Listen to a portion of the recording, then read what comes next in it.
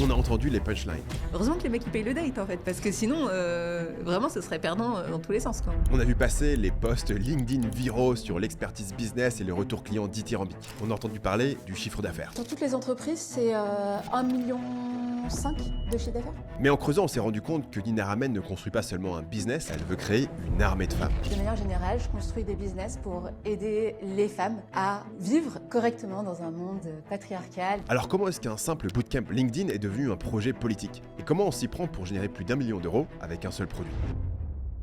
Moi, je crée des boîtes, c'est un prétexte, je m'en fous de LinkedIn. C'est un prétexte pour qu'il y ait des meufs qui soient visibles et qu'il y ait de la thune. Je veux renverser le patriarcat, hein, vraiment. Donc ça, mon projet est juste créer une armée de meufs pour le faire. Donc en fait, si tu veux, ça n'a pas de sens pour moi d'aider des gens qui sont déjà privilégiés à avoir encore plus de likes, tu vois. Enfin, je m'en fous, tu vois. Du coup, la cible de Nina, vous l'avez compris, ce sont les femmes. Elle a décliné un écosystème de contenu et d'entreprise autour de sa cible. En fait, moi, j'ai 2 entreprises. La première qui s'appelle Ramène ta fraise, qui aide les femmes à prendre la parole sur LinkedIn. Donc ça, c'est un bootcamp.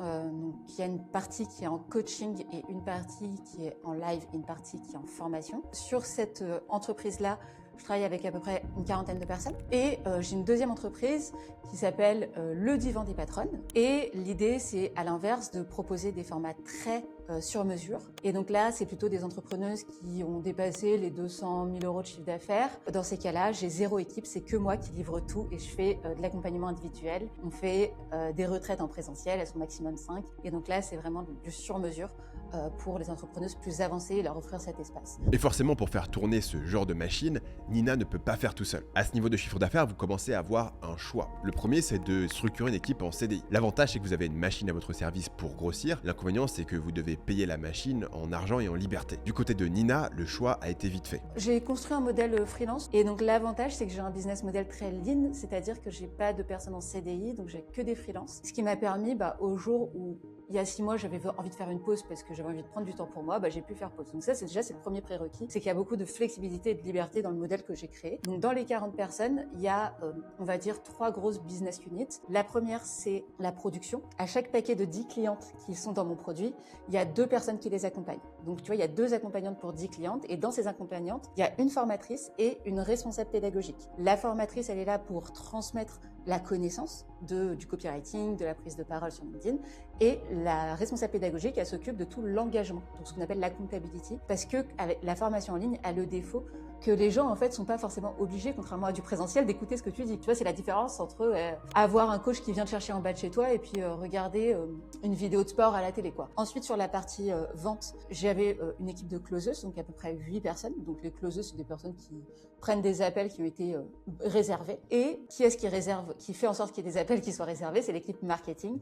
Et dans l'équipe marketing, c'était quand même beaucoup moi la tête pensante de ça, puisque j'ai une marque personnelle qui est très forte. Et là-dedans, j'étais quand même soutenue par des copywriters, une personne qui est sur la technique et l'automatisation et une personne qui s'occupe plutôt du graphisme, des choses comme ça. Quand je dis 40 personnes, c'est que du coup, ça dépend du nombre de clients. Nina a pris le plus vite possible des appels découvertes pour comprendre les besoins et les objections de sa cible. Mais comment on les génère, ces appels découvertes? En parallèle de mon job salarié, j'écrivais sur LinkedIn parce que j'avais aussi découvert des infopreneurs qui étaient copywriters et du coup, ça m'a aidé. Quand je suis partie à mon compte, en fait, j'avais déjà une base de personnes qui me connaissaient puisqu'elles me le disaient, je publiais tous les jours depuis au moins 2 ans, quoi. Donc c'était assez facile, c'était un peu un cheat code. Moi je dis toujours, faut créer du contenu avant d'en avoir besoin. Quelque part, le moment où je me suis lancée, c'est comme si j'avais déjà des prospects qui m'attendaient, quoi. Après avoir identifié le besoin, Nina commence à construire son offre. Le bootcamp, la première fois, je l'ai vendu à 500 €, ouais. Alors comment on peut savoir quand on peut augmenter ses prix en tant que freelance ou formateur? Je regardais 2 choses, la satisfaction client. À la fin, je posais toujours la question, à quel point tu es satisfait, à quel point tu trouves que c'est aligné. Tant que le curseur était ouvert, j'augmentais le prix. La deuxième chose aussi, c'est la facilité de closing. En dessous de 1 000 €, tu peux vendre sans appel.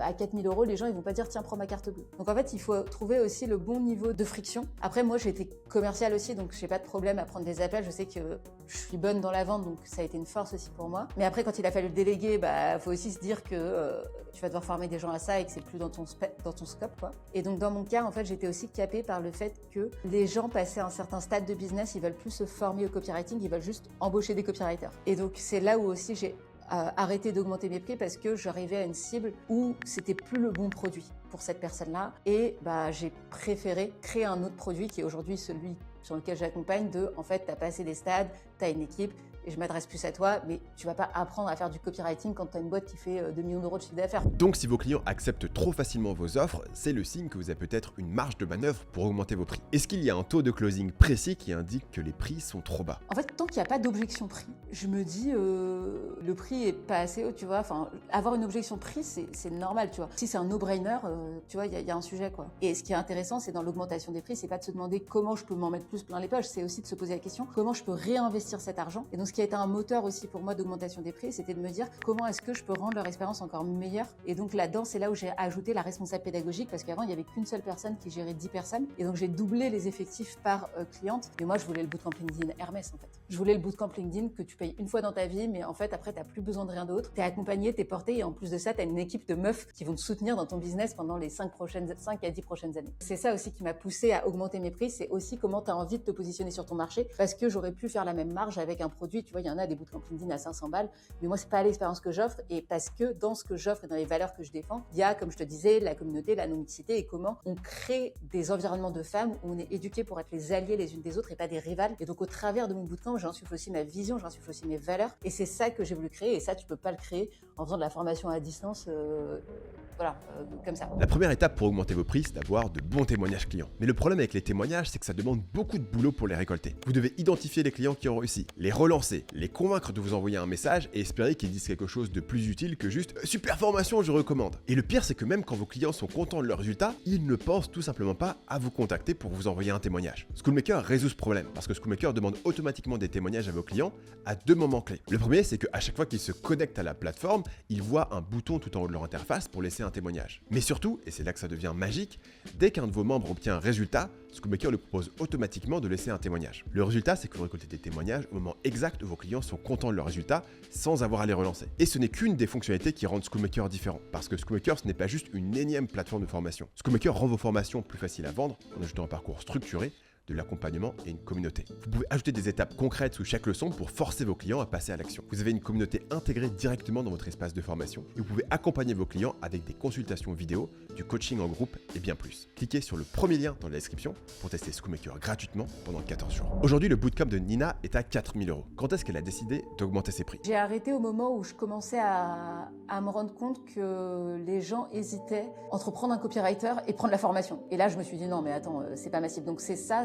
En fait, j'ai jamais eu de problème de faire rentrer de l'argent. Mon chiffre d'affaires n'a fait que croître. J'ai fait du x2, x3. Donc j'ai jamais eu de problème à vendre. Mais en fait, ce qui m'a fait arrêter cette augmentation de prix, c'était plus corrélé par rapport à ma cible et par rapport à ce que je proposais. Je me suis aussi interrogé sur la formule que Nina avait choisie. Son bootcamp n'est accessible que par lancement. Pourquoi elle a choisi ce modèle? Pour moi, ça dépend de ta personnalité. Soit tu aimes bien faire les mêmes choses un peu toutes les semaines et que tu as envie de gérer un peu le marketing, un peu la vente, un peu le produit et tout en même temps. Ou soit tu es quelqu'un qui est un peu monotropique comme moi et tu aimes bien faire, vas-y, je vais faire 3 mois où je vais faire que du contenu, puis 3 mois où je vais faire mon challenge et machin, et 3 mois où je vais faire que livrer mes clients. Et à chaque fois, j'essaye d'avoir le maximum sur chaque chose et j'accepte la pression qui incombe de si tu rates ton lancement, bah t'es un peu deck, quoi. Je pense vraiment que ça dépend des personnalités. Après, je trouve que c'est très épuisant de marcher en lancement. Je trouve que c'est très coûteux. De manière générale, le business en ligne pour la santé mentale, je trouve que c'est assez dangereux parce que en fait tout dépend de toi, de ta valeur, de ta marque personnelle. Quand t'as des likes, bah, en fait c'est tes likes à toi en tant que personne. Quand on t'achète, bah, c'est aussi ce qu'on t'achète toi en tant que personne, même si t'as une marque de boîte, ça représente toi. Donc en fait, il y a un vrai enjeu autour de comment les réseaux sociaux te fuck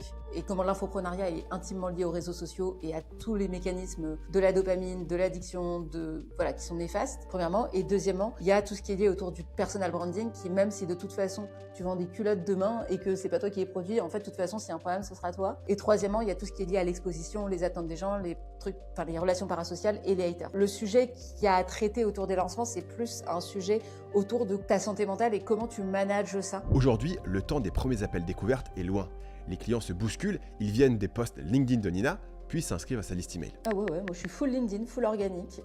Après, ça passe sur ma liste email. Et après, j'envoie des emails de temps en temps. Et puis, pour le produit, des produits à moins de 1 000 €, c'était que du lancement par email. Et après, pour mon produit premium, pour les entrepreneuses qui font des 200, 300, 1 million. C'est marrant parce que j'ai de l'entrant, mais je fais de l'approche directe. J'ai vu les défauts, on dit beaucoup inbound, il y a beaucoup de gens qui disent mais moi je voudrais des clients, je voudrais avoir la file d'attente. Pour avoir vécu ça et avoir eu le problème inverse, c'est-à-dire de ne pas réussir à servir tous les clients, en fait je me suis rendu compte que le défaut que ça pouvait apporter, c'était que tu choisis pas tes clients. En ayant une offre très très à étiquette, je me suis autorisée à vendre d'une manière différente et aujourd'hui je vois des profils qui m'intéressent et je fais mais j'aimerais trop avoir cette nana dans mon mastermind, vas-y, je leur envoie un message. C'est trop bien parce que c'est une manière différente de vendre et je trouve qu'elle est à la hauteur aussi de l'expérience que j'offre derrière. Donc tu vois, le bootcamp c'est un peu moins cher, alors ça reste du étiquette, mais l'expérience de vente elle est adaptée à ce que tu vas vivre après et dans mon produit très très cher, en fait l'expérience de vente elle est adaptée à ce que tu vas vivre après à chaque fois. Là, je vous vois venir. Vous avez envie de vous lancer sur LinkedIn. Mais pourtant, même si c'est sa zone de génie, Nina ne le recommande pas spécialement aux débutants. Et je trouve la manière dont elle y réfléchit très intéressante. Si t'es un saumon, nage, essaye pas de grimper un arbre. Si toi, à la base, t'es fort en vidéo, essaye pas de te mettre sur LinkedIn. Genre, fais des vidéos et fais tes vidéos verticales et publier sur Insta, sur TikTok. Parce que tu mettras tellement de temps à avoir des vrais résultats qu'en fait, s'il n'y a pas une partie de toi pour qui c'est facile, qui ferait ça,